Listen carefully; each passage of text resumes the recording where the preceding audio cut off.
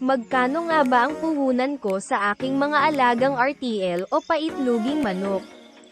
Tara, samahan nyo ako sa video na ito at ating i-compute ang aking mga nagastos.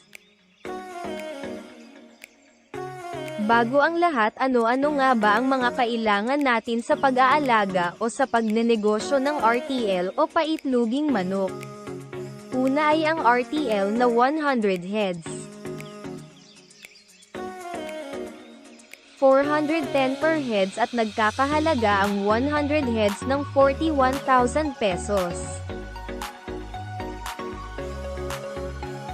Sumunod naman ay ang cage na nagkakahalaga ng 7,500 per set na merong capacity 50 heads per cage, kaya bumili tayo ng dalawang set.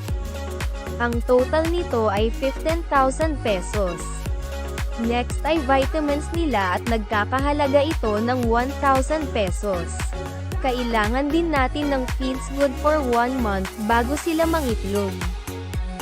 Ang 100 heads ay kukonsumo ng 6.6 sacks ng feeds bago sila mangitlog at ang isang sako ay nagkakahalaga ng 1,600 pesos. Ito ay nagkakahalaga ng 10,560 pesos. Dito sa akin ay libre na ang tubig at ang kuryente kasi gumagamit ako ng solar at sa tubig naman ay meron kami ditong bukal kaya libre na ito. Ang total ng aking puhunan sa 100 heads na RTL o paitloging manok ay nagkakahalaga ng 67,560 pesos.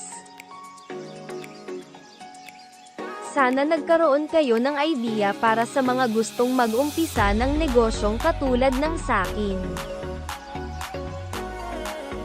Ang presyo ng RTL ay nagbabago depende sa inyong lugar at ang mga presyo ng feeds mga gamot depende pa rin sa inyong lugar. Maraming salamat sa panonood at huwag kalimutang mag-subscribe sa The Kalb Libre Channel.